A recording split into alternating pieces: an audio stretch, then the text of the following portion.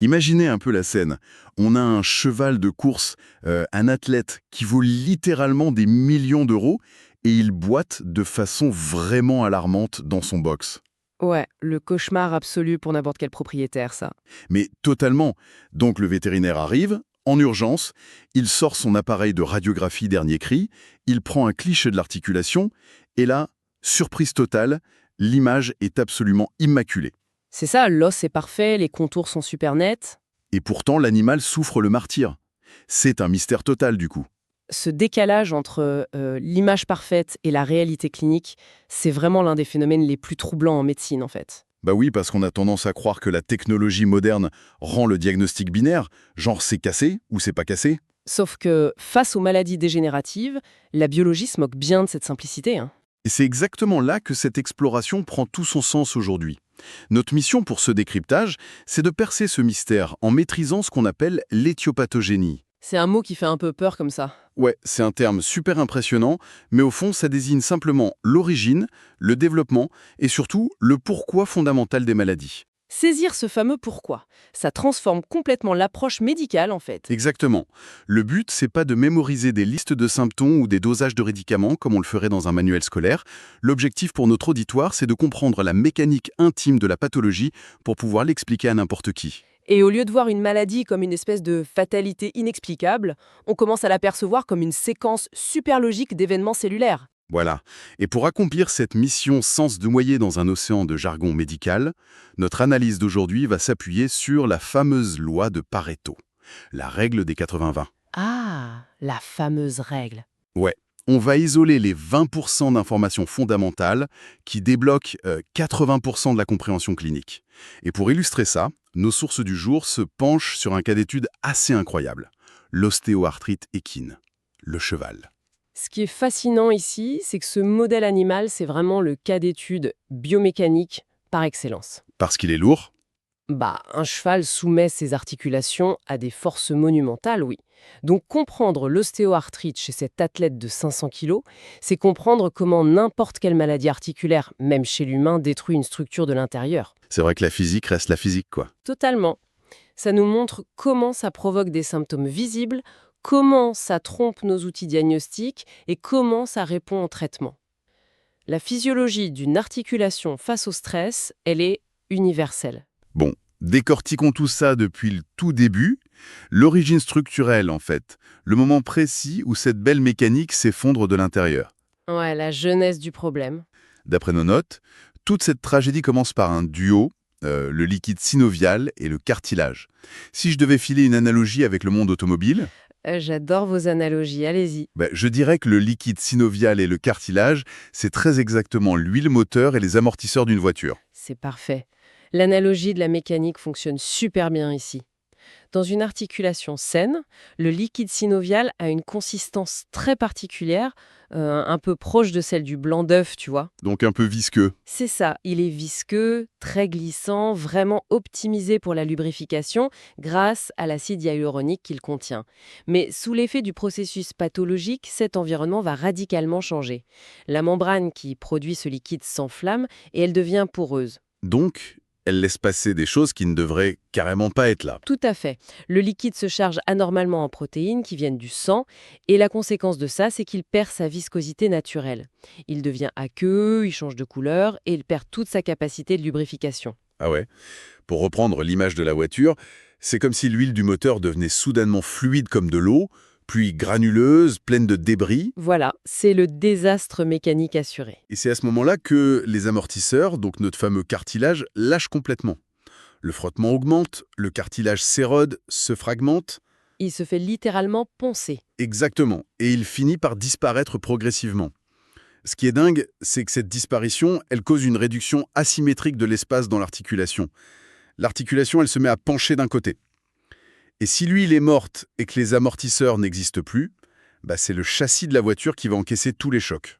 Et dans le corps, ce fameux châssis, c'est l'os sous-jacent. L'os sous-chondral, c'est bien ça. C'est ça, celui qui est juste sous le cartilage. Habituellement, il est super bien protégé. Mais là, il subit ce qu'on appelle un stress mécanique extrême. Des forces d'impact colossales se répercutent directement sur lui, ce qui crée plein de microfractures. Il doit être en état de choc permanent, cet os. Complètement. Le corps perçoit ce traumatisme continu et il essaye juste de survivre.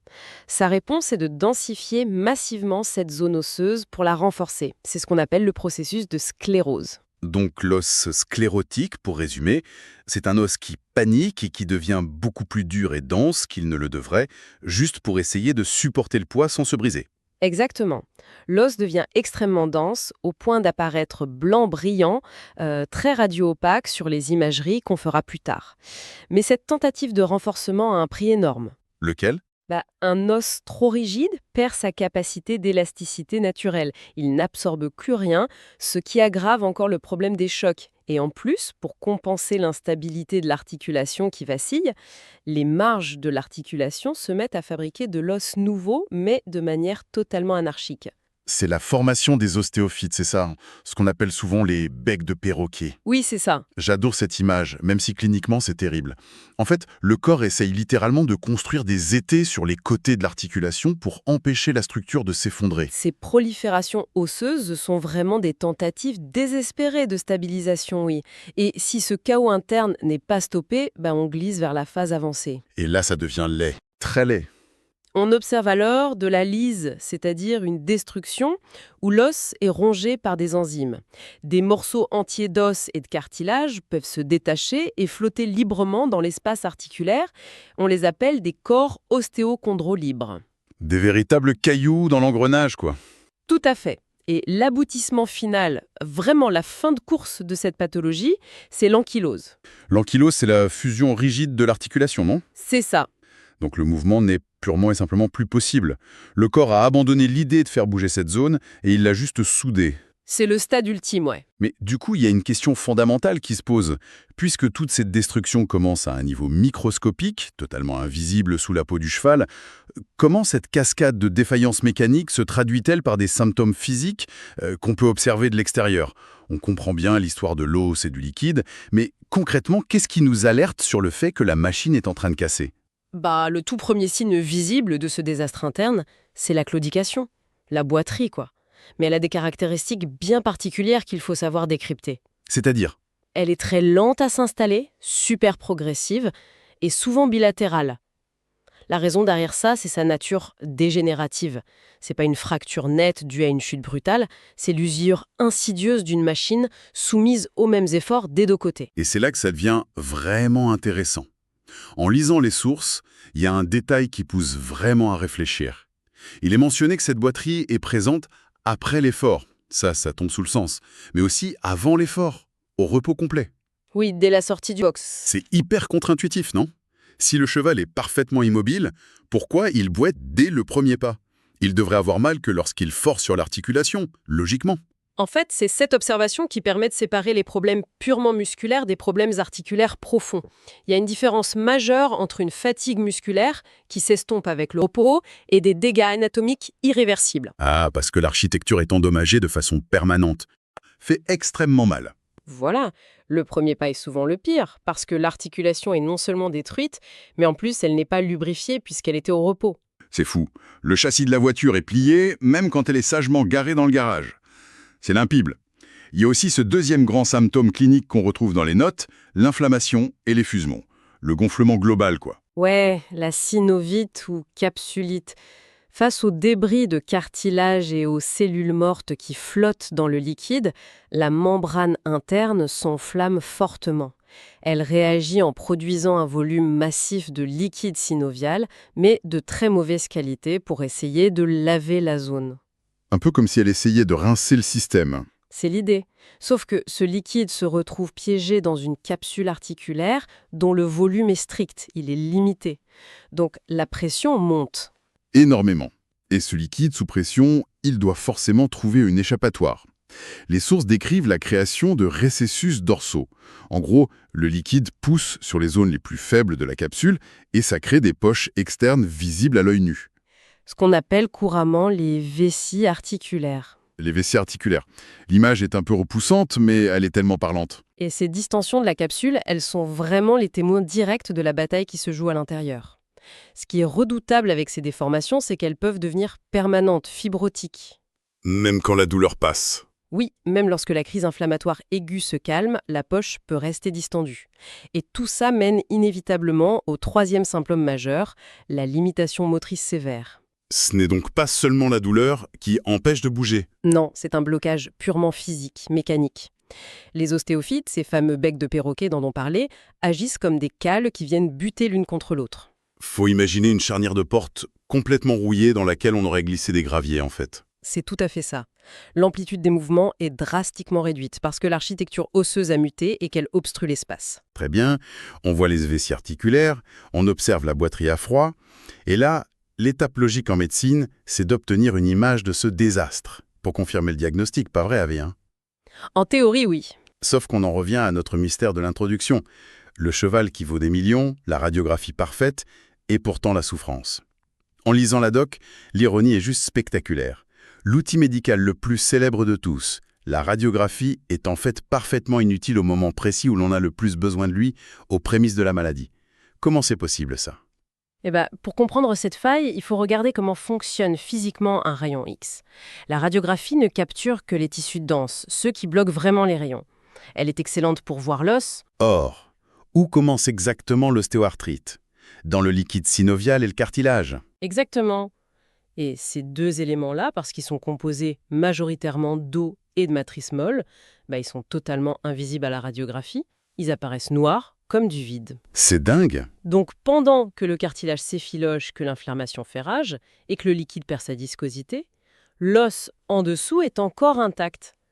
La radio renvoie donc l'image trompeuse d'une articulation parfaite. C'est complètement fou. On utilise un outil qui cherche des problèmes osseux pour diagnostiquer une maladie qui commence dans les tissus mous. Ça veut dire qu'en médecine vétérinaire ou même humaine, on passe souvent son temps à chasser des fantômes, simplement parce que l'outil est désynchronisé de la chronologie de la pathologie. Il y a une très mauvaise corrélation initiale, c'est sûr. La radiographie ne deviendra utile que beaucoup plus tard, quand le stress aura enfin forcé l'os à se scléroser. Mais d'un point de vue clinique, si on attend de voir l'os changer sur une radio pour poser le diagnostic, le combat pour sauver le cartilage est déjà perdu depuis longtemps. Alors on fait comment? Avec quoi il faut chercher si l'on ne veut pas rester aveugle pendant ces premiers mois cruciaux? Avec l'échographie, tout simplement. Les ultrasons? Ouais, l'utilisation des ultrasons est révolutionnaire dans ces phases précoces. Contrairement aux rayons X, les ultrasons rebondissent sur les tissus mous.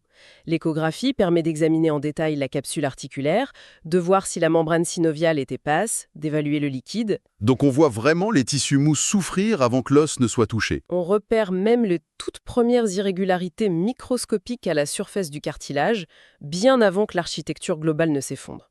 L'échographie, c'est le véritable héros méconnu des premiers stades, quoi.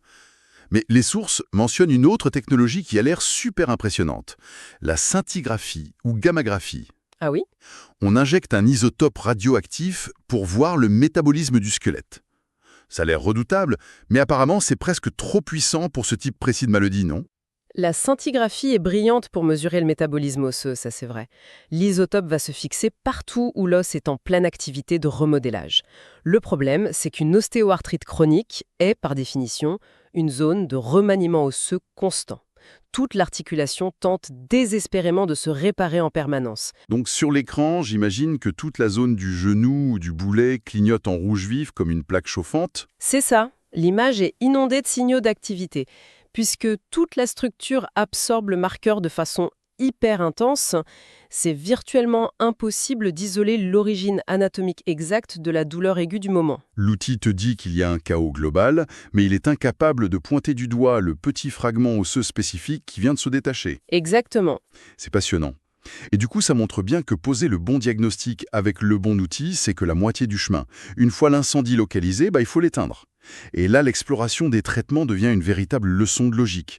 L'objectif, c'est de comprendre comment chaque traitement modifie cette fameuse cascade de destruction. Et c'est là qu'on entre dans le vif du sujet thérapeutique. Alors, qu'est-ce que tout cela signifie? Parce qu'il faut absolument qu'on parle des corticoïdes, ce passage des sources m'a laissé sans voix. Les corticoïdes, on est d'accord que ce sont les anti-inflammatoires ultimes, les pompiers de la médecine. Les plus connus, oui. Mais le texte affirme, noir sur blanc, qu'ils peuvent détruire l'articulation à long terme. Comment un médicament aussi incontournable peut faire ça? C'est le fameux débat entre le traitement du symptôme et le traitement de la cause, en fait. Les corticoïdes, ce sont des armes à double tranchant redoutables. À court terme, leur puissance est spectaculaire. Ils éteignent le feu. Voilà, ils bloquent massivement l'inflammation et réduisent la synovite en un temps record. La douleur disparaît, le gonflement s'évanouit. En apparence, le patient est guéri. Même en apparence seulement. C'est l'équivalent de couper le fil de l'alarme incendie pendant que le feu couve toujours dans la charpente, non? L'alarme ne sonne plus, mais les murs brûlent toujours. Quel est le mécanisme de cette destruction silencieuse exactement? Physiologiquement, une exposition continue aux corticoïdes a un effet toxique direct sur les chondrocytes. Les cellules du cartilage, c'est ça? C'est ça, les cellules qui fabriquent et entretiennent le cartilage. Pire encore, ils inhibent la synthèse des GAG, les glycosaminoglycanes. Et ça, ce sont les briques de construction de la matrice. En d'autres termes, les corticoïdes affament et nécrosent le cartilage de l'intérieur. C'est terrifiant. Et comme il n'y a plus de douleur pour limiter le mouvement, le cheval va forcer sur une articulation qui est chimiquement en train de se désintégrer à vitesse grand V. Exactement. C'est un pacte avec le diable. On échange le confort immédiat contre la destruction garantie de la structure à long terme. Heureusement que la médecine offre d'autres stratégies beaucoup plus intelligentes. Prenons l'acide hyaluronique, par exemple. Contrairement à l'illusion des corticoïdes, j'ai l'impression que son but à lui, c'est vraiment de restaurer la mécanique originelle. Oui, l'acide hyaluronique s'attaque directement à la pathogénèse. Son premier rôle est mécanique. Il restaure la fameuse viscoélasticité du liquide synovial. Il redonne à l'huile moteur son pouvoir lubrifiant, en gros. C'est ça. Mais son action est aussi biologique. Il diminue les prostaglandines, qui sont les messagers de l'inflammation, et il agit comme un éboueur microscopique en nettoyant les radicaux libres destructeurs. Super intéressant. Et dans cette même logique de protection, il y a aussi les GAG injectables, ces fameux glycosaminoglycanes dont les corticoïdes bloquaient la production. Tout à fait. Si on les administre en traitement, leur mission est hyper spécifique. Ils vont inhiber les enzymes de dégradation qui grignotent le cartilage. C'est un véritable bouclier chimique. Mais peu importe la chimie, il y a un traitement qui paraît tellement basique et qui pourtant demande un temps infini, le repos absolu. Pourquoi il faut 4 à 6 mois minimum pour qu'une articulation se calme? C'est super long. Ce temps de guérison, il est dicté par la biologie cellulaire du cartilage elle-même. C'est un tissu très particulier. Il n'a ni nerfs, ce qui explique qu'il ne fait mal qu'une fois totalement détruit, ni vaisseau sanguin. Ah, il n'est pas vascularisé du tout. Non.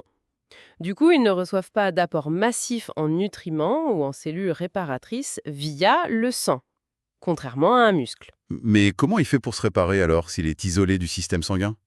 Il doit passer par un processus extrêmement lent appelé métaplasie cellulaire. L'organisme tente de forcer des cellules souches locales à changer de nature, à se transformer pour créer un tissu de remplacement. Du cartilage neuf? Pas tout à fait. Souvent un fibrocartilage, de qualité inférieure. Et ce processus de métamorphose cellulaire est d'une lenteur vertigineuse. Le corps a besoin de mois entiers d'immobilité pour que cette fragile réparation ait une chance de se stabiliser sans être arrachée par le moindre mouvement. C'est logique. Et parfois, ni le temps ni la chimie ne suffisent. Le chaos mécanique est juste trop grand. Il faut ouvrir, il faut opérer. Mais l'objectif physiologique de cette chirurgie est super surprenant. C'est-à-dire, Il ne s'agit pas de reconstruire un cartilage neuf comme on changerait une pièce de voiture.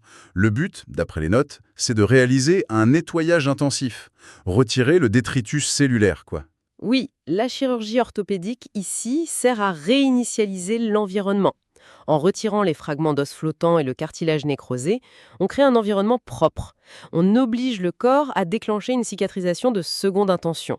On donne une page vierge au processus inflammatoire pour qu'il recommence, mais cette fois dans le but de réparer. C'est déjà une approche impressionnante. Mais là où la biologie moderne bascule dans la science-fiction, ce sont les traitements de médecine régénérative. Les sources explorent des méthodes qui ne se contentent plus de masquer ou de nettoyer, mais qui modifient la programmation même de la maladie. La thérapie génique. Voilà, la thérapie génique avec l'utilisation de la protéine IL-1RA. C'est quoi ce mécanisme concrètement en fait? C'est l'élégance ultime en médecine ciblée, vraiment. Toute la cascade destructrice dont on parle depuis le début, elle est déclenchée par une molécule maîtresse, l'interleukine 1. C'est le signal d'alarme qui ordonne aux cellules de détruire l'articulation. Et comment elle donne cet ordre? L'interleukine 1 vient s'insérer dans des récepteurs spécifiques sur les cellules, exactement comme une clé dans une serrure, et bam, elle déclenche le chaos. Et c'est là que notre fameuse IL-1RA entre en jeu. Exactement. Le mécanisme est génial. L'IL1R est un antagoniste des récepteurs. C'est une fausse clé génétiquement modifiée, elle vient se glisser dans la serrure cellulaire et elle s'y bloque. Ah, donc l'interleukine 1 pathologique arrive, mais elle trouve la porte fermée. C'est ça, elle ne peut plus transmettre son message de destruction. En bloquant cette seule serrure moléculaire, on stoppe net l'érosion du cartilage et on freine la formation de l'os anormal. On intercepte l'ordre de destruction du général avant même qu'il n'atteigne les troupes. C'est juste brillant. Et dans cette même catégorie de médecine du futur, il y a le PRP, le plasma riche en plaquettes. Très utilisé aussi. L'idée, c'est de prélever le sang, de le centrifuger pour récupérer un concentré de plaquettes et de le réinjecter dans l'articulation. Quel est l'impact physiologique de ce concentré au juste? Il faut savoir que les plaquettes, ce sont les premiers intervenants du corps en cas de blessure. Elles regorgent de facteurs de croissance. En injectant un concentré massif de ces facteurs dans l'articulation en ruine, l'objectif est radical. On impose un changement d'environnement. On force la zone à changer de comportement. On ordonne chimiquement à la zone de passer d'un état de dégradation pure à un état de réparation active. Ces facteurs stimulent la division cellulaire et déclenchent l'angiogénèse. L'angiogénèse, c'est la création de nouveaux vaisseaux sanguins, c'est bien ça? Tout à fait. On forçait donc l'irrigation d'une zone qui, comme on l'a dit tout à l'heure, en est cruellement dépourvue au départ. C'est comme envoyer une équipe de chefs de chantier au milieu d'un site de démolition pour forcer la reconstruction immédiate. C'est une super métaphore. L'apport de sang neuf transforme complètement la viabilité à long terme de l'articulation. On passe du simple soulagement à la véritable ingénierie tissulaire. Ce qui nous amène à la leçon ultime de notre analyse aujourd'hui. Si quiconque nous écoute ne devait retenir qu'un seul grand principe pour maîtriser cette éthiopathogénie, pour vraiment briller en expliquant le pourquoi de cette maladie, quelle serait la règle d'or? La règle d'or, c'est la vision d'ensemble. Il faut toujours systématiquement connecter le symptôme visible ou le traitement choisi aux 3 acteurs invisibles qui interagissent dans l'ombre. La fameuse triade. Le cartilage érodé, l'os sous-chondral stressé qui se densifie et l'environnement inflammatoire du liquide synovial. Toute manifestation extérieure n'est que l'écho de cette triade interne. Le cartilage, l'os, le liquide, le triangle dramatique de la destruction articulaire. De l'huile granuleuse, des amortisseurs en miettes et un châssis qui plie. Et d'ailleurs, cette compréhension intime des mécanismes soulève une perspective vraiment fascinante pour l'avenir. Je sens la question qui tue arriver. Sachant qu'on maîtrise des outils comme la thérapie génique pour bloquer l'interleukine 1 ou le PRP pour stimuler l'angiogénèse, est-ce qu'on pourrait imaginer un jour utiliser cette éthiopathogénie de façon purement préventive, Ah ouais? avant même qu'il y ait un problème? Au lieu d'attendre la blessure, est-ce qu'on pourrait reprogrammer le métabolisme de sportifs de haut niveau, qu'ils soient humains ou chevaux de course, pour que leurs articulations soient biologiquement immunisées contre le stress mécanique, avant même que la première microfracture n'ait l'occasion de se former? Reprogrammer le corps pour que la machine devienne virtuellement indestructible avant même que la course ne commence. Waouh! C'est une vision de la biologie qui donne le vertige et qui repousse complètement les limites de la médecine sportive. Voilà une réflexion monumentale à laisser infuser. Notre analyse de la mécanique des maladies s'arrête ici pour cette fois, mais la complexité du corps, elle, n'a visiblement pas fini de nous surprendre.